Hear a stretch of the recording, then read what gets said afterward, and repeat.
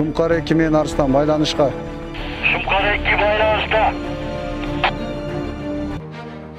Кыргыз Республикасынын куралдуу күчтөрүнүн түштүк батыш ыкчам башкармалыгына караган 36-806 аскер бөлүгү 2010-жылдын 8-август күнү Коргоо министринин буйругунун негизинде түзүлгөн.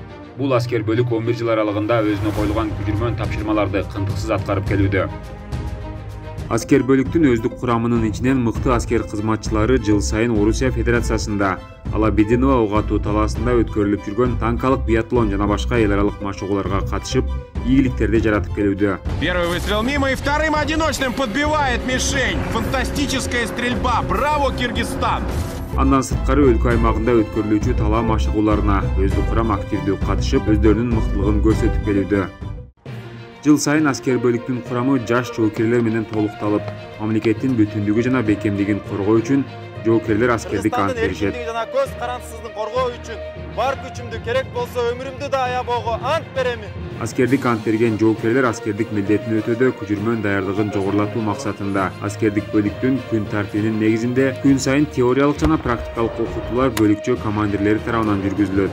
Мамлекетибиздин коопсуздугун жана көз карандысыздыгын коргоодо күчүрмөн пландын негизинде жаш адистердин катышуусу менен аскер бөлүктүн өздүк курамы, батальон, рота, взвод тактикалык мачыгуусун өткөрүп, өздөрүнүн күчүрмөн даярдыгын жогорулатып келүүдө. 2019 жылдын жыйынтыгы менен Кыргыз Республикасынын куралдуу күчтөрүнүн кургактагы аскерлеринин аскер бөлүктөр арасында мыкты аскер бөлүк деп табылып, кургактагы аскерлердин кол башчысы вымпелине ээ болгон. 2020 жылы дүйнө жүзүнө тараган COVID-19 илдетин жайылтпоо жана мамлекетибиздин коопсуздугу, элибиздин саламаттыгын сактоо үчүн өлкөбүзгө өзгөчө кырдаал алып киргизилгенден тартып, аскер бөлүктүн өздүк курамы блокпосттордо күчүрмөн кызмат өтөп, илдетти жайылтпоо үчүн активдүү катышып, ар бир аскер кызматкери өздөрүнүн чоң салымдарын кошушту. Негизинде күчүрмөн даярдыкта жетишкен ийгиликтери жана 2021 жылдын май айындагы Кыргыз-Тажик мамлекеттик чек арасында чыккан куралдуу жаңжалды жөнгө салууда бул аскер бөлүк өздөрүнүн кайраттуулугун, туруктуулугун, кесиптик чеберчилигин көрсөтө алышты. Бүгүн 7 август күнү 36-806 аскер бөлүгүнүн 11 жылдык салтанаттуу мааракеси өткөрүлдү.